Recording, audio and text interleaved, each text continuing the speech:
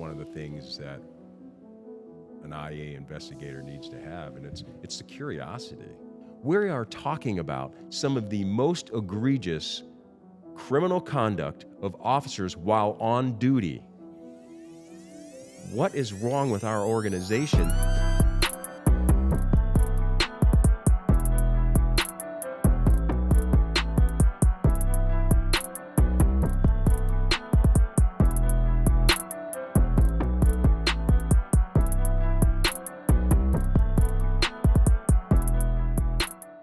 Welcome back to Internal Affairs, a police podcast here with the IA guy.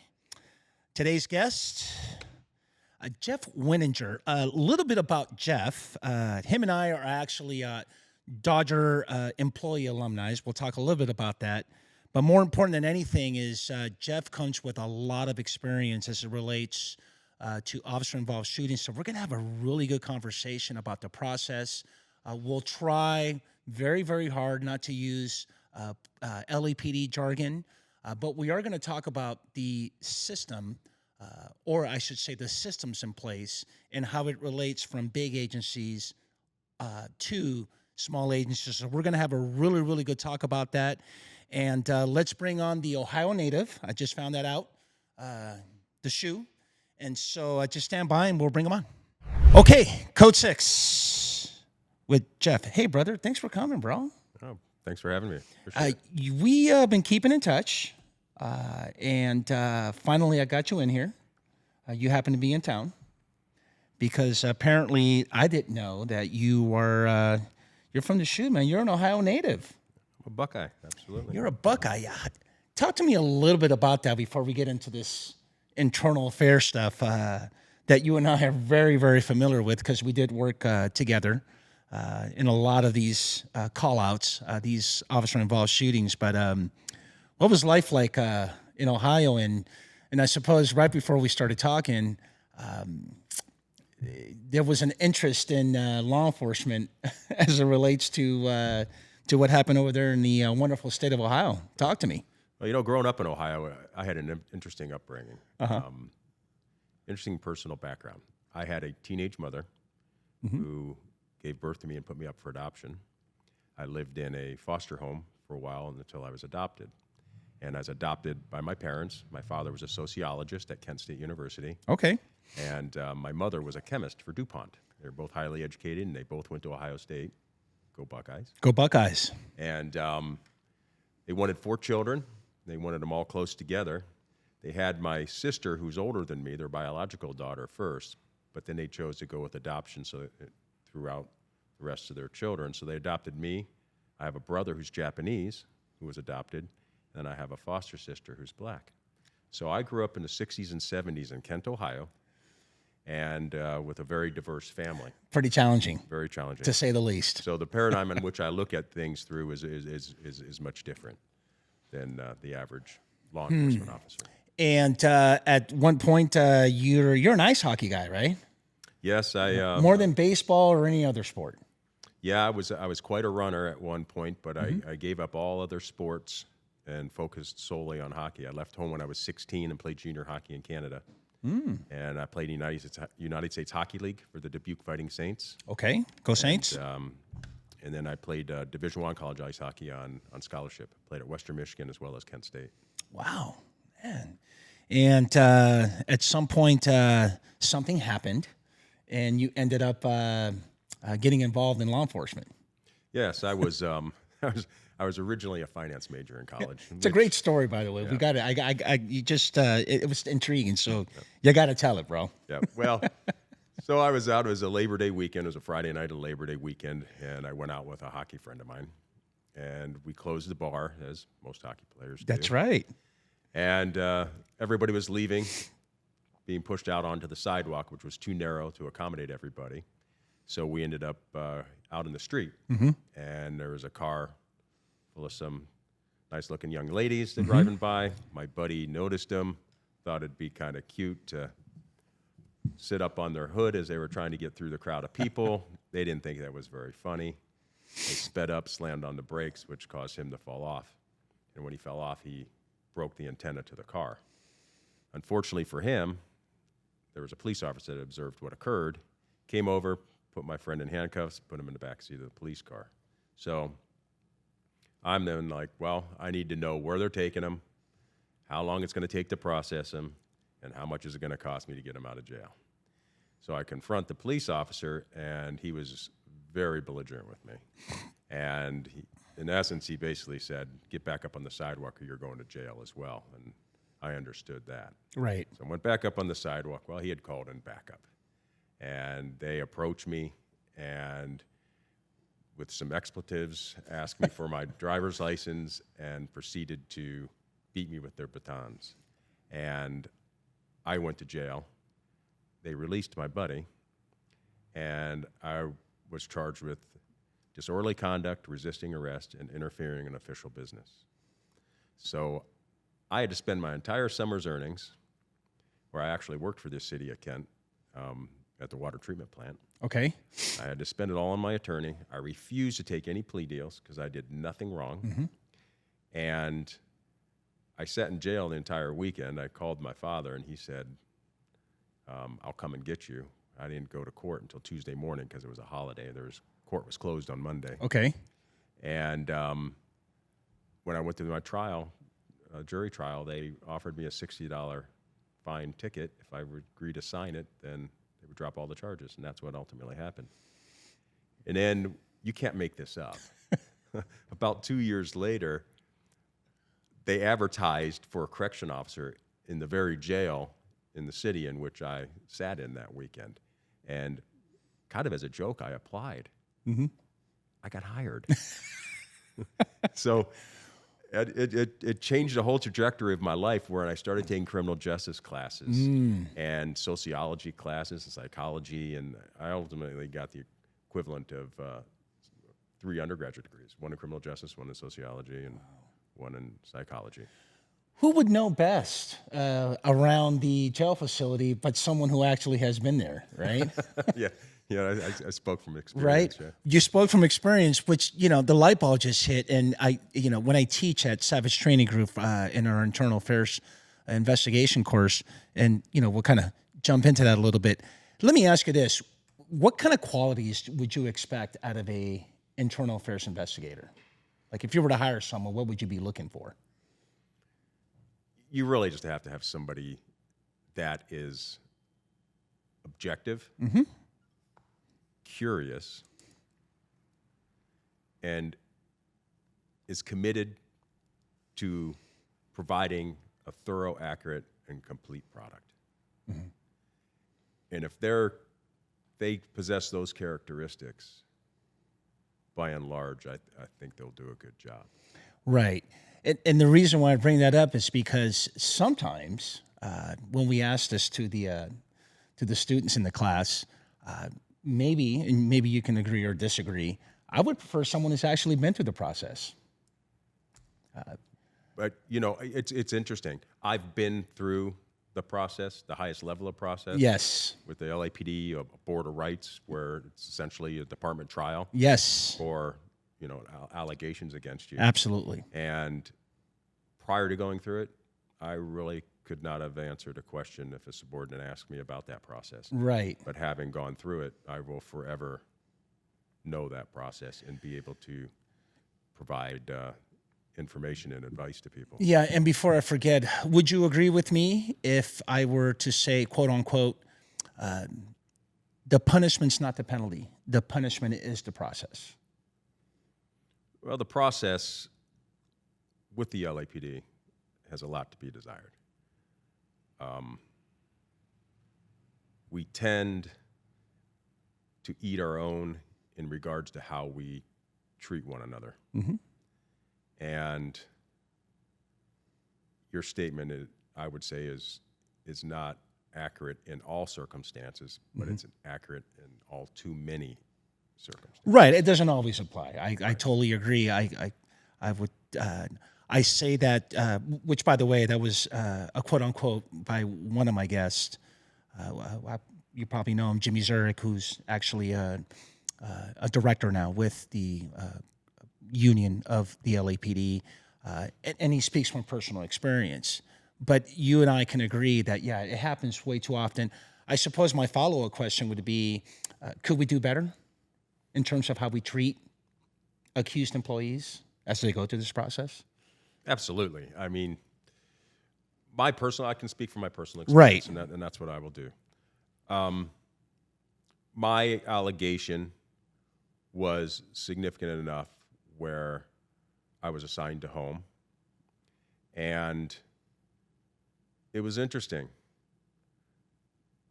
The phone didn't ring, and you're assigned to home when I had one could argue, an outstanding reputation in the organization. Mm-hmm. My career was going in an upward trajectory, and solely out of allegations that were made against me, Mm-hmm. the department just fell into this process that it has without considering the specific circumstances of each individual case and making the best decisions relative to the specifics. And you just catch people up and say, that's just the way it is. And the fact that my case even went to a board of rights was ridiculous. So the way it was explained to me is that the chief believes there's enough here to unfound these allegations, but he's sending you to a board of rights to allow everything to be flushed out and distance himself from the not guilty finding. Which ultimately he has to sign after the hearing. Correct. Let me ask you this, though. If you don't mind me asking, how long did you wait for your board of rights, if you can remember? I believe it was over a year. It was over a year. Okay. Who do we hold accountable for treating you as such? And by the way, it's not just you. I was an advocate working, putting on these board of rights cases, representing the chief of police in this prosecutorial role. And yeah, they take forever. There's got to be a better way. Why do we wait so long? I don't really know. It was a long process to have to go through. Actually, Bill Secchi, you've had him on. Yeah. He was my attorney on the case. Outstanding in his profession. Right, and then my understanding is the adjudication that came back not guilty. Yeah, not guilty on 8 allegations. And these were allegations that, if even remotely true, I wouldn't have sole physical and legal custody of my son. Right. The law would prohibit me from having Got that. it, yeah. So you're talking about, my dad used to always tease me, he goes, man, you're probably one of the most vetted people I've ever met. Because this wasn't just the LAPD adjudicating this case. This was looked at by a number of different entities that clearly adjudicated the case in my favor and exonerated me of any wrongdoing. Right. And hence, I have sole physical and legal custody of my son. You're taking me back somewhere when you were a lieutenant, is that correct? Yes, at the time? I was a lieutenant when this. Okay, so that happened somewhere between 2008 until you retired. We're going to go a trip down memory lane soon, but I wanted to ask you, now that you bring this up in terms of the process, and I know the answer is we can do better. Of course we can. We can treat our own, like you said, we eat our own, and that has to do with having to punish someone for waiting so long. I've never understood that. And I get it. Everybody always says, haven't you always said, well, we're busy, we're swamped. We have too many cases. Well, tell me what department or what profession doesn't have many cases or are swamped. And I suppose there's got to be a better way of handling certain cases. Let me ask you this, Jeff. And I know you do a lot of consulting work as it relates to critical incidents. You've dealt with small agencies. Yes. Right. Is it advantageous to have a lesser levels of review of a smaller agency as compared to a big organization like LAPD, even with disciplinary process? What do you think? It's not necessarily the number of levels of review. It's the quality of the process and the integrity of that process. I can't tell you how many times as a lieutenant, when I'm reviewing an IA investigation, that I'm going to have to evaluate the evidence and determine what the preponderance of the evidence suggests occurred, so I can properly adjudicate and then write the rationale for that adjudication. Right. And the investigations are garbage. And when I talk to the IO, the investigating officer on it, it's basically kind of a mindset that, well, we all know how this is going to be adjudicated.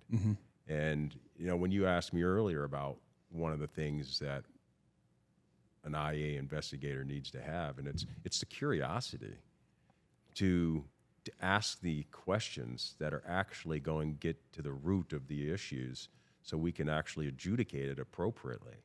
When you're talking about officers and officers' lives and their wellness, you owe it to them. Yeah. And whether it's an IA for misconduct, whether it's from a use of force, an officer-involved shooting, wherein the officers has a complaint based on decisions made during a use of force, it doesn't matter. The officer needs to be treated fairly and not be alienated. It's like I said, people that spoke to me all the time no longer spoke to me. Yeah. And even after I was exonerated, some of those relationships never healed. Yeah, yeah, and that was my next question too. I didn't want to get away from your experience of the disciplinary process that you went through. How was it going back to work? Well, you just kind of answered that question, but did anybody kind of brought you in? And I'm not talking about your colleagues. I'm talking about your bosses. Anybody call you in and say, "Hey, welcome back.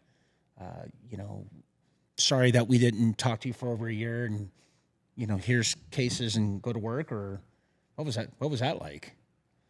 Well, actually, I'd have to say my direct boss, he was outstanding. Okay. He called me like clockwork. Good. But it was the other people that I had relationships with that were gone. They were gone. And it was challenging, but it's nothing that I couldn't overcome, because I am an absolute believer in the truth. And sometimes it takes time for the truth to rise to the top, to the surface, but it always will. And so with that belief, I was able to, persevere and continue on. But it was that experience that really underscored the importance in how I operated in the oversight of the detective entity that investigated these officer-involved shootings. How important it was to remain objective and open-minded. Yes. Not walk to the scene and think within 10, 15 minutes that you can look at everything and have an idea what actually occurred. That's not the case. And you have to make sure that you're intellectually curious to ask the questions that need to be asked. And I call it peel back the onion and ask that next level question or the third level question. And that requires that you have some expertise in the area that you're investigating, where I think there's a huge void in opportunity for improvement there within at least the LAPD, because that's where my experience was, where you have people that don't even understand or have expertise in the allegation area. Right.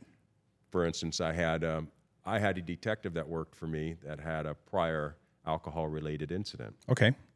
And I had a new IA investigation for driving under the influence. And I had worked traffic. I know DUIs inside and out. Mm-hmm. I can do it in my sleep. And I'm looking at this investigation, and it was absolutely full of holes. You could drive semi-trucks through it. Okay. So I spoke to the IO, and I got this answer that, well, we know where this is going. This detective was viewed without reason as a problem because, well, he already has a prior. And I was looking at it going, wow. And I had to request that additional investigation be completed, significant investigation. Now, I want to show me, because we're talking, what are we talking about here? You're going to have a guy that has a take-home car, works FID, has a take-home car, he's in a coveted position, and this will all be lost if this is sustained. Yeah. And it's not that I'm going to protect him. Right. If this employee has an issue with alcohol, I'm the first guy that's going to make sure that he's going to be taken care of, and that it has to be addressed, and that he have restrictions on drinking alcohol, and that he get the appropriate, assessment on whether he actually has a problem or should be going to counseling or go to AA or what have you. I am an advocate for that because I'm all about officer wellness. But to just have an assumption that he's guilty and then just turn in this thing that thinking I'm just going to buy off on it. Right. I mean, I'm like, he was taken into a jail facility. There's got to be video. I've got to see this video. And so I actually had requested myself and get it. Yeah. And so you became the IO. Yeah, essentially. And I'm seeing this stuff. I'm going, wow, none of this is reconciling. This doesn't make sense. I'm listening to him on the audio, no slurred speech, nothing of that nature. He went to take a sweatshirt off, and he's taken off like, well, if he's as drunk as this report is saying he is, he would be using something to lean against or what have you. I go, I'm just not seeing this. And the thing that was so problematic about it, not only did we have an investigation that was so shoddy, we had, from the IA standpoint, we had a 3-day officer who conducted the DUI investigation. I don't know about you, but I had 3 days on the job. I didn't know what I was doing. And I've only done like 2 DUIs. Oh, I see. So this officer had no idea. Right. And I had the expertise to see that and to say, well, wow, the way that this standardized field sobriety test, and the reason it's called standardized is it's supposed to be standardized, got all kinds of holes and flaws in it. And you can't make the conclusions that the arresting officer made based on what I'm reading in this report. So, ultimately, it went through our chain of command where the allegation was unfounded based on the increased investigation and the rationale that I provided. And then at IA, it was militarily endorsed, which means it changed to sustained, a penalty of suspension days, where this employee then took it to a board of rights and appealed it. Was found not guilty. But what a shame. Thank you for sharing that. First thing that comes to mind is no stone goes unturned. Apparently, that motto didn't really apply to this particular IO. Let me ask you this. You've hired, because you were the officer in charge of Force Investigation Division, which is FID, which is our internal affairs that rolls out to these critical incidents, OISs being the most popular because that's what happens the most, officer-involved shootings. Would you hire an individual with those kind of qualities? Or I guess the better question would be, what qualities do you look? And I think I already touched that, but how do you prepare for a job? Not just an FID, so so the listeners and the watchers can know, someone's going to want to work critical incidents. What do you look for besides these qualities that you mentioned in terms of preparing for a job into FID and or internal affairs? Well, I'm definitely not a pessimistic person. And oftentimes where we see deficiencies, there's no malice behind it. Correct. These investigators aren't purposely creating a deficient product.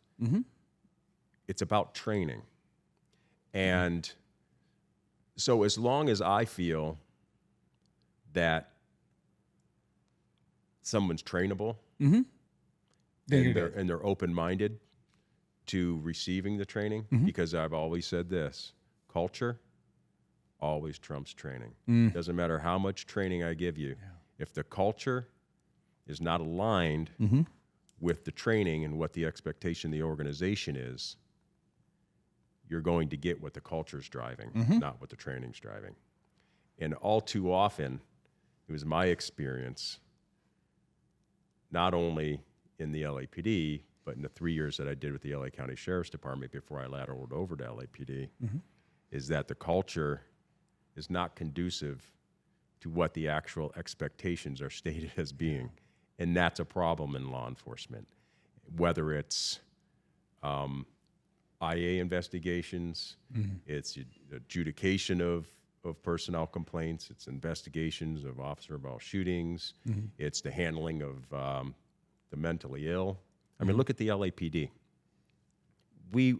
I think you would agree with me that LAPD is certainly in the front of everybody when it comes to training its officers in the de-escalation and handling of people that are exhibiting evidence of mental illness.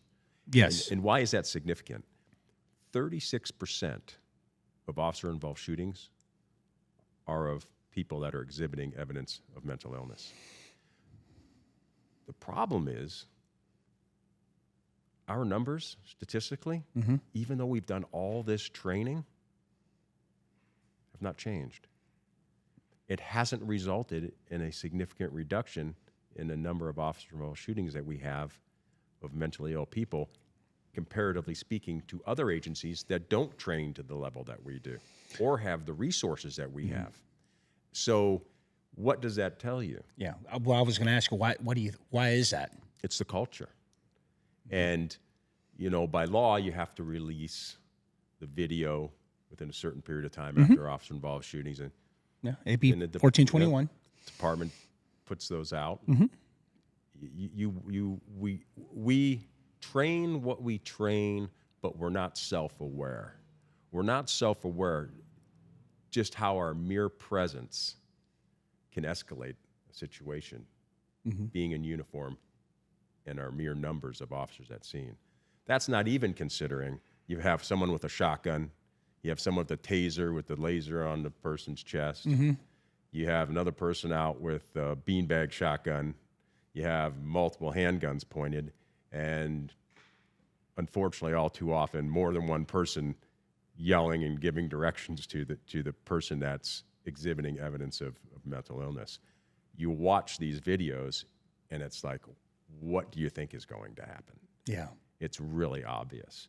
So it's a cultural thing because we're not even self-aware. And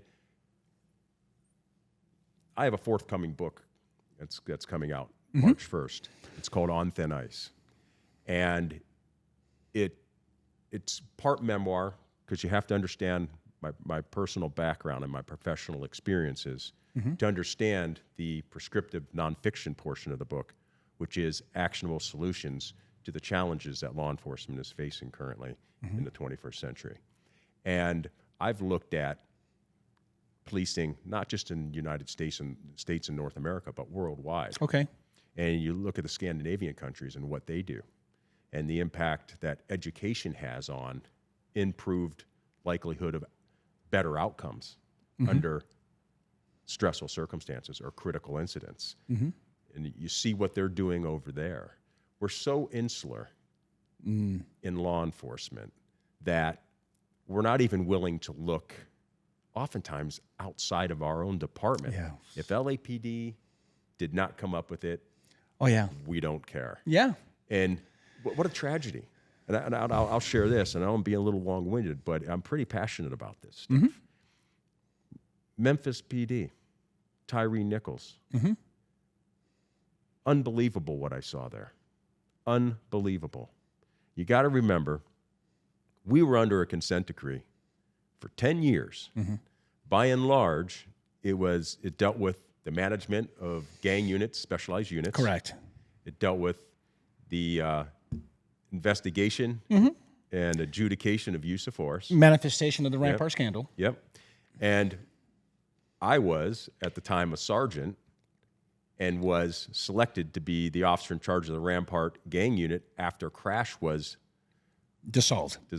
Okay. And I became the gang enforcement detail officer in charge of that entity at Rampart. So I was very familiar with what is a consent decree. I would call it a blueprint for management best practices. Mm-hmm. And so when I watched the videos that were released by Memphis PD, primarily what was called a poll camera. And that poll camera was a police department camera. They have numerous cameras throughout the city, and they have a direct live feed into the command center at the police department. They're actively being watched in real time. And as you're watching this video and what is happening to this suspect, this wasn't an excessive use of force. It was an outright crime. Yeah. And resulted in his death. And what I was seeing were things that over 20 years prior, we were forbidden from doing. I saw those guys that worked the Scorpion unit, that were the ones that beat Tyre Nichols, wearing sweatshirts with hoodies. Yeah. One of them even took the hoodie, put it over his head, just prior to going up and kicking him in the head. Why? Why is that an issue? Well, from a psychological standpoint, anonymity will cause people to do all kinds of things that they normally wouldn't. And I'm sitting there going, how were we presented with these restrictions and management best practices on how to manage a specialized unit 20 some odd years ago, and Memphis PD is making the exact same mistakes we made that long ago? And it's because we're so insular.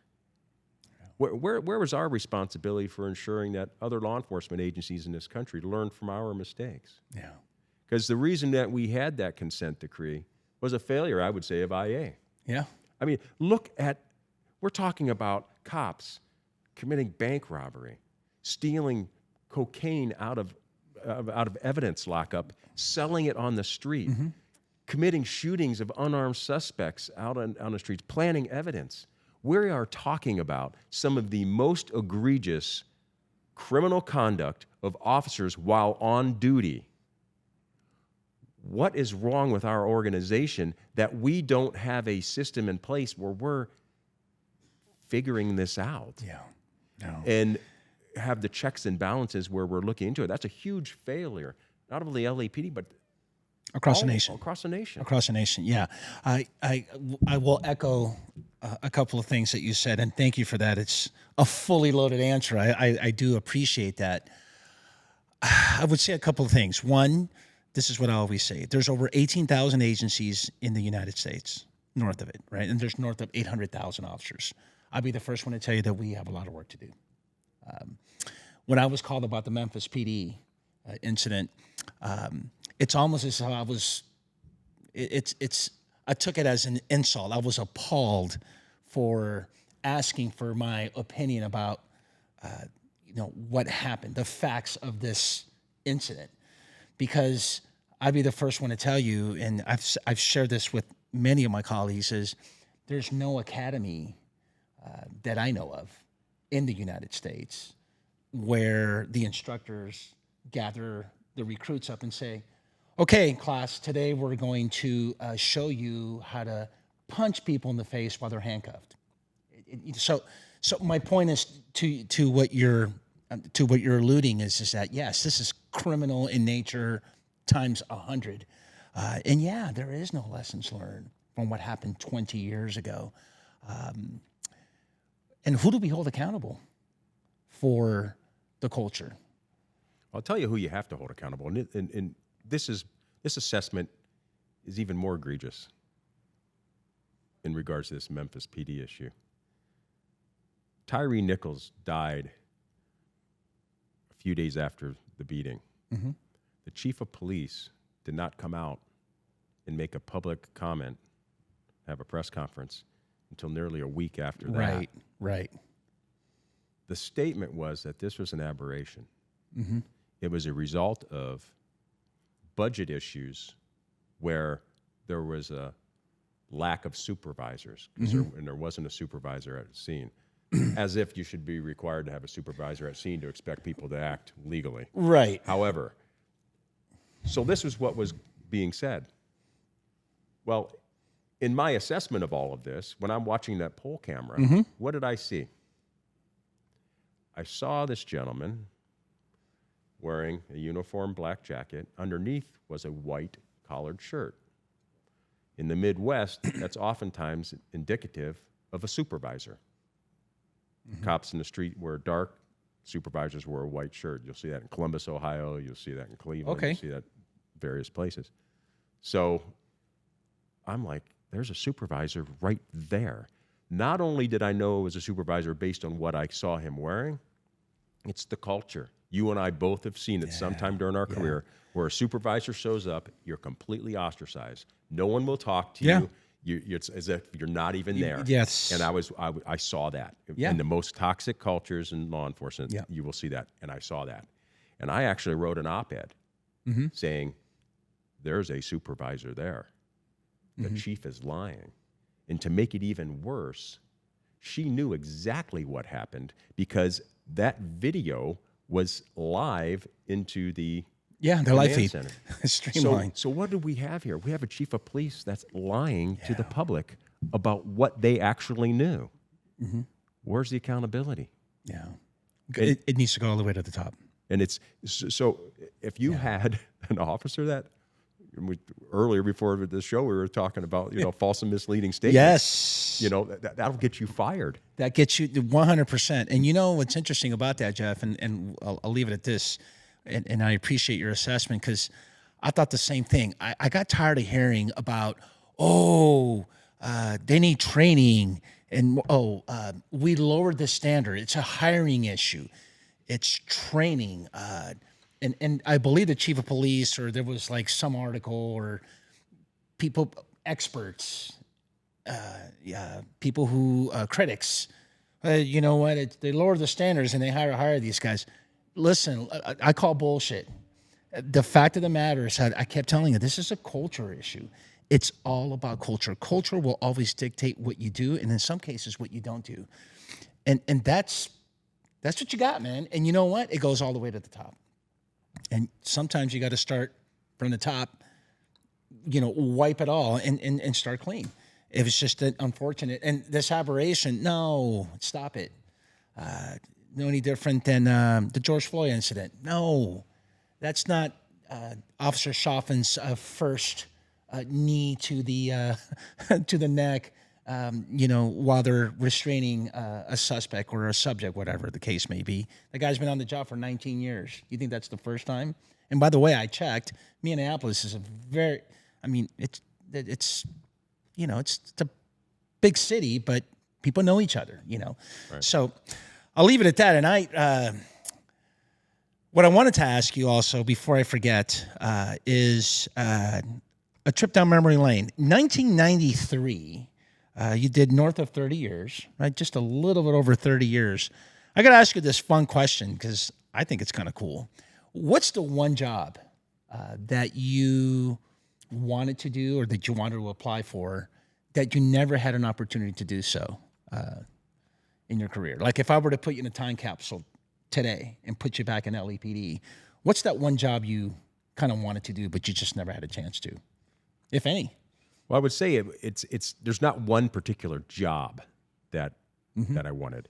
I had diverse experience within the organization. I did my probation down in 77th Division. That's right. I was a field training officer. I was a senior lead officer. You went to Metro? Yep, worked Metropolitan Division, ran the gang unit at Rampart, had an unbelievably high-profile, coveted position at Use Force Review Division, working for Bratton initially, where I wrote his adjudication, that's report and rationale for all cases that were submitted to the Honorable Board of Police Commissioners, who were the ultimate adjudicators. And I had a seat at the table, and I learned so much from him. And then I went to the investigative side at Force Investigation Division, where I worked for Commander Robert Lopez. And what an investigative guru. I mean, that man is the best of the best. And I learned an amazing amount from him. So I had all this diverse experience, and I really did have the goal of making it to at least deputy chief. I felt that I was well positioned, had a heck of a lot of credibility, had the interpersonal skills, the commitment and drive to really affect some positive change, primarily what we're talking about, the culture. Yeah. And unfortunately, by and large, due to my personal life circumstances, as I mentioned earlier, I'm a single father. Yes. I have sole physical and legal custody of my son. Right. My personal values and priorities are family Yes. and my son. So, at the expense of my aspirations in my career, I chose to make my son my priority. But I would have loved to one day have even actually thrown my name in a hat to be chief. Yeah. I honestly felt that I had the gravitas and the intellectual insight that I could make some effective change.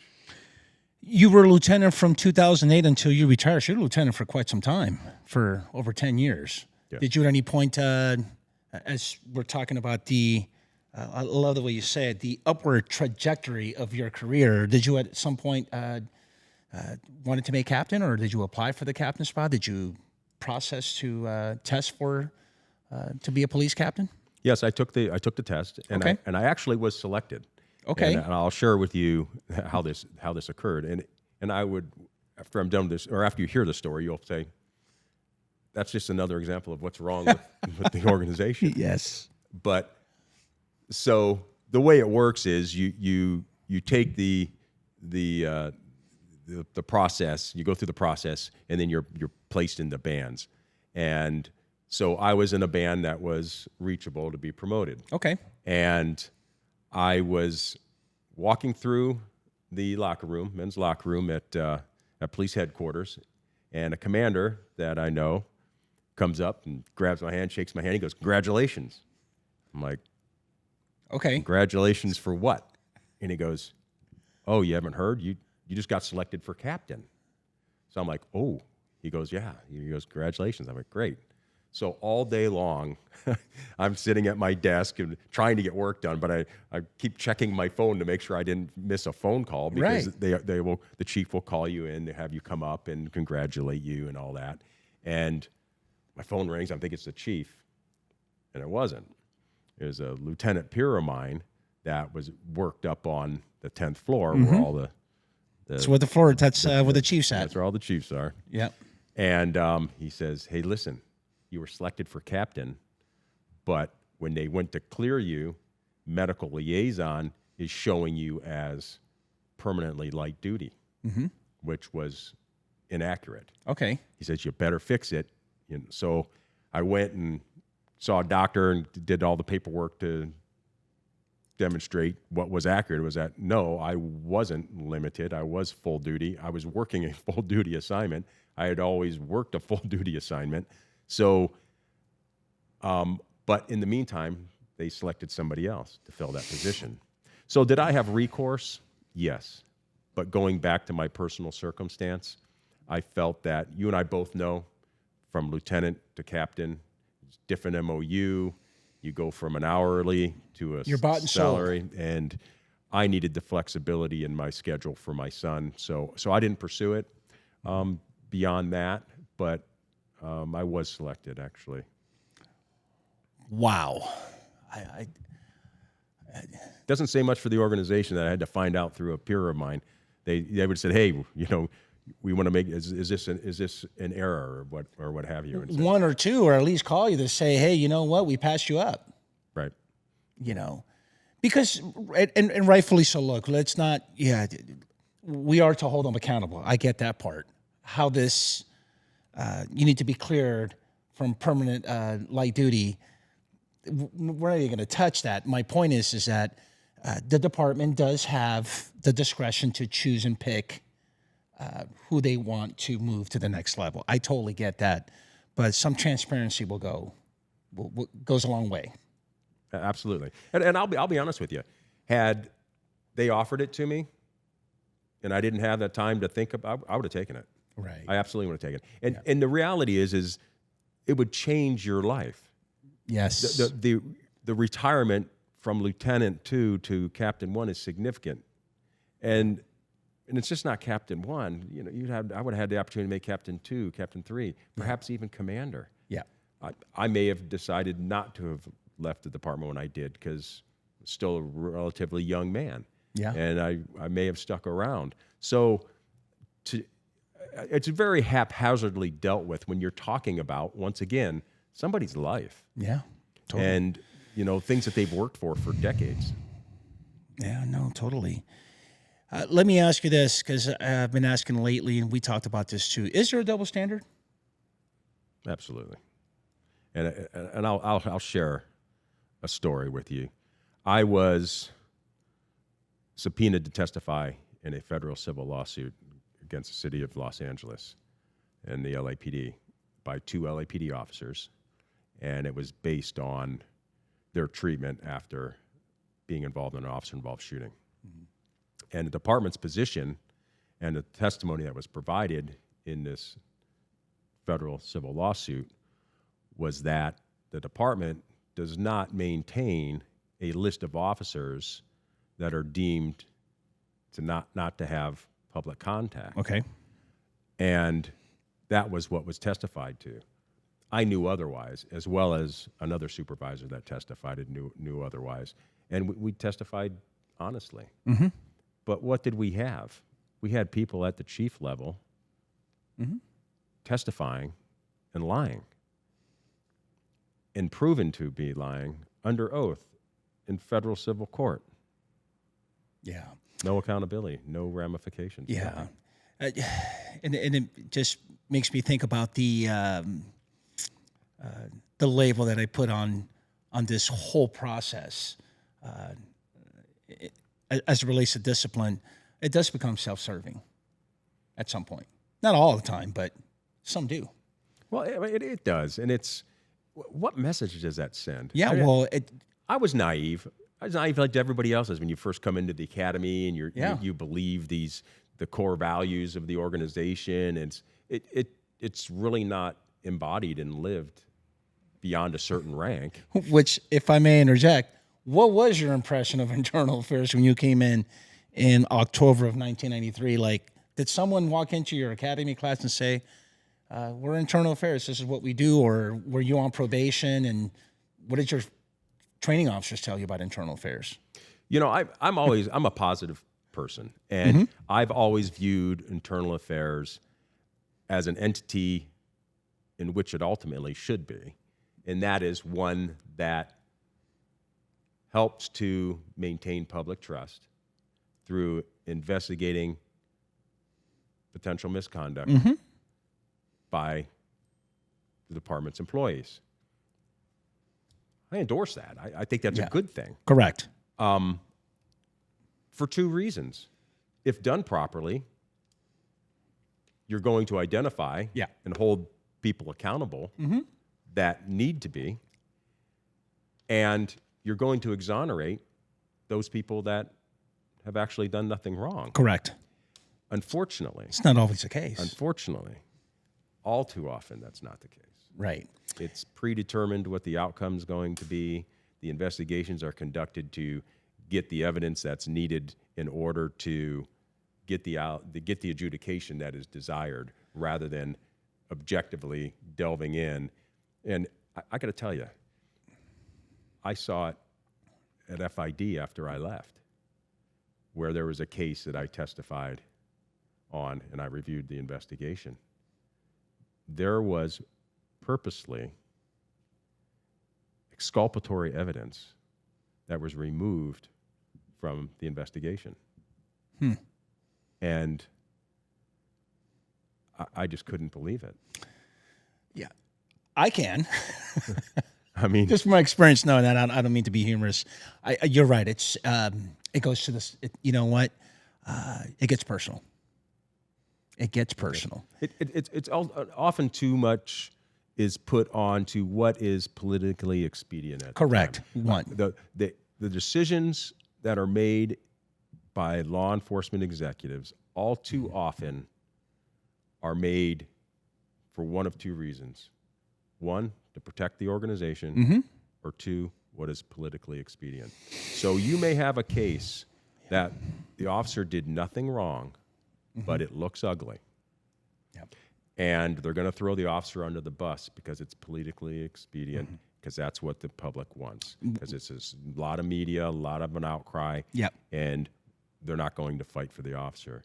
Totally. And then you have these circumstances where officers do all kinds of wrong, and they defend them Yeah. unjustifiably. Yeah. Because it And- gets personal. Yeah. I And know, I know Jeff. I know Marlon. Yep. You know, and that is, you just got done describing what we preach all the time about transparency. We have spent our careers preaching transparency. We come out with an assembly bill. Hey, you want transparency? We're going to give you the community briefing and show you the body-worn video. We're going to appease the public. Fine, that's I have no problem with that. But if you want full transparency, here's where you have it. It's probably one of several reasons why I decided to do this. It's because we don't. Wouldn't you agree that these kind of conversations are a bit taboo? We just don't talk enough about them. Which, by the way, when you first saw this, what did you think? Out of curiosity. I thought it was interesting because these conversations happen behind closed doors. That's my point. They don't happen publicly. And it's interesting, you'd go to these management schools with the LAPD and stuff. They talk about being a courageous leader and transparency and all of these things. But when you do that, there's consequences. Yes. And the one thing I can tell you in all of my endeavors moving forward since I've left the department is I'm just honest. Yeah. Because I believe honesty is about the truth, and the truth will always prevail. And I don't have an axe to grind. I don't have any ill feelings towards anybody. It's more, we're all in law enforcement a victim of the culture. Yes. That has just been so ingrained. And the insular nature, where we don't even know what's going on with the sheriff's department. I'll give you an example. Chief Charlie Beck, when we were having a number of officer-involved shootings there, we had multiple officers and multiple rounds, up to 300 rounds at times being fired. He's like, is there something we're doing in our training that's facilitating this to occur? So he had me do a study, and it was like a year-long study that I did. And it dealt with doing some simulation research with the sheriff's department at their training facility. And we were able to demonstrate contagious fire. We could create the circumstances where I knew you were going to fire when you didn't have justification because I could just create it. Right. But our department denied that it existed, which is bizarre because the vast majority of law enforcement agencies acknowledge that it exists. whether it's sympathetic fire, contagious fire, whatever you want to call it. Oh, right. It does exist. But the point is that we weren't even in line with the sheriff's department because the decision, and we had to change the findings in our report based on data from academic research that was conducted. Okay. The problem with that research was it wasn't raw. Right. They took statements of officers that were involved in real shootings. What officer is going to say, I fired just because my officer? Oh, yeah, my no one's partner going to officer do that, fired? yeah. And they're never going to do that. Yeah. So that's not what you need to do is you have to have it in real time where we videotaped it. And we had control measures in place where we controlled what the suspect was doing. The person thought they were with a partner, but they were with a partner that was in on the study. And then we asked questions and had them fill out questionnaires on why they did. And they would admit, yeah, because it's not a real shooting. Correct. There's no ramifications for having done that other than we might want to talk about this. And that's when when Charlie Beck changed the qualification course to fire, where we built in that assessment. You may get a target that you're not supposed to shoot at. Correct. That was a result of the study that I did. Oh. I mean, Charlie Beck was he was a forward thinker. He would challenge the he would challenge the status quo, and you know he took action, but he was undermined with command staff below him that didn't believe there was a contagious fire and things like that.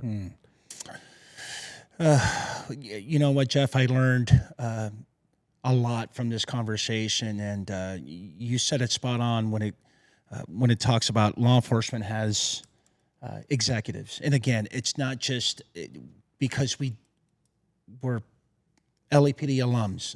I get that, but you just need to know that this happens in a lot of organizations, whether they're small, medium, or large, where law enforcement executives, like you said, and I'm echoing what you said, is that they make decisions based on what's politically correct or what's best for the organization. I would only add to that is when you make that decision, it's self-serving because you're not looking out for the best interest of the officer. And you know what? And maybe, and that was just a light bulb just hit. I suppose it's okay to say that, right? You're going to get into this organization, which, by the way, probably happens in other professions, where you say, look, man, sometimes we're going to have to make these decisions that are based on what's best for the organization. But you just need to know that when you make such a statement, somewhere in there, it's got this attachment of, you know, I'm kind of looking out for myself and not for the best interest of you. And then the treatment, the process, having to wait over a year for something that you truly believe that it doesn't even belong at this level. We can go on, so on, et cetera, et cetera. So I appreciate this conversation, Jeff. Look, let me ask you one more question. Tell me worst incident you had in your career. The worst incident I had in my career. Well, I guess I would give you a global answer to that. And it wasn't one particular incident. It was a conglomeration of things over the 3 decades that I was in law enforcement, wherein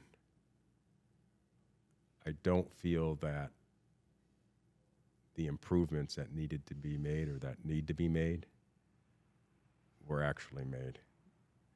The law enforcement organization it's a slow turning ship, and there's so much resistance to accepting or being self-critical. People resist that. And I believe in, like, the Blue Angels. They debrief every single flight. Every flight. The first thing in their debrief is the self-criticism. And really, in law enforcement, to the exception of maybe some specialized entities like SWAT or whatever, don't do a very good job of acknowledging where they need to make improvements. Because I have never seen a tactical operation that has been flawless. There's always areas that you can improve in. But that being said, the reason we had the consent decree was decades of failures of addressing things that were identified in all kinds of these commissions and studies and things. There was a conscious decision not to make changes and to be open to it. And that is what I found so frustrating. That is what's driving me to do what I'm doing today. And so it's not one incident. I did leave with a bad taste in my mouth, not of the LAPD, not of any one particular person. I have the utmost respect for anybody that goes into this line of work. But it's just the progress was so slow. Yeah. And I think we can do a lot better in law enforcement nationwide. Yeah, I appreciate that. Speaking of, let's move on to the next segment. What are we doing, man? Talk to me about this book. What do we got going on? And how we can get a hold of you? Well, my book is On Thin Ice, and it's coming out March 1st. And it's an interesting read. I think it's going to create some waves. Okay. It is an honest assessment of law enforcement as it stands today and what I believe are the actionable solutions. Now, let's not be mistaken. I'm not going to sit here and tell you that I know everything. But it's about getting the dialogue going. I've always said this. It's not about being right. It's about getting it right. And that requires that you're open to what I call creative encounters, where you're going to listen to diversity of thought, conflicting ideas, and while working through that whole process, you'll come up with the best solution on how to proceed and move forward. And the answers are out there. We just have to be willing to open our eyes to other law enforcement agencies throughout North America, as well as over in Europe, Scandinavian countries. The answers are there. And people may not like it, but education is really the answer. We really need to nurture what's between our officers' ears. And when we do that, you develop people's critical thinking, their objectivity, their executive functioning, their ability to weigh pros and cons, their moral reasoning and ethical reasoning. All of these things, I think we both would suggest, are characteristics that everybody would want in a law enforcement officer. So how do we best accomplish that? Blueprint's out there. Yeah. We just need to do it. It's going to cost money, and it's going to take time. Yeah. This is a reality. 840 hours is the average academy time. Yeah. Cosmetologist, you need 1,500 hours to apply for your license. Nearly twice as much training to be a cosmetologist than you do a police officer in the United States. It's egregious. It's ridiculous. It is. It is. So, well, I appreciate that. Pretty much at the end, man. Look, I'll leave the floor up to you. Any advice that you have for anyone who wants to come on and become a police officer? What kind of advice do you have? Listen, I believe that education is huge. This job is not about being a warrior. It's about being a guardian. Being a guardian is very, very challenging. And education will help you best navigate that, and it will keep you out of trouble because you will make better decisions, and your critical incidents will have better outcomes. And it's all about being part of the solution and having the courage to challenge the status quo and not fall into what has historically been a culture that has been a weight on the shoulders of law enforcement, at least throughout the 3 decades that I was involved in it. Wow. Hey, brother, thanks for stopping by, man. I really appreciate the conversation, the dialogue. There's a lot that we can learn from, and we're going to wrap it up. But before we wrap it up, if you haven't figured out by now, I am wearing the, we didn't even get a chance to talk about us working at Dodgers. Dodgers. Go Dodgers. Today is Game 3, October 28th, 2024, for all you non-baseball fans and non-Cali guys. Big night tonight. It's one representing the city of LA. And that's about it, man. Look, like I always say, please be safe out there, and don't forget to go Code 6. Thank you.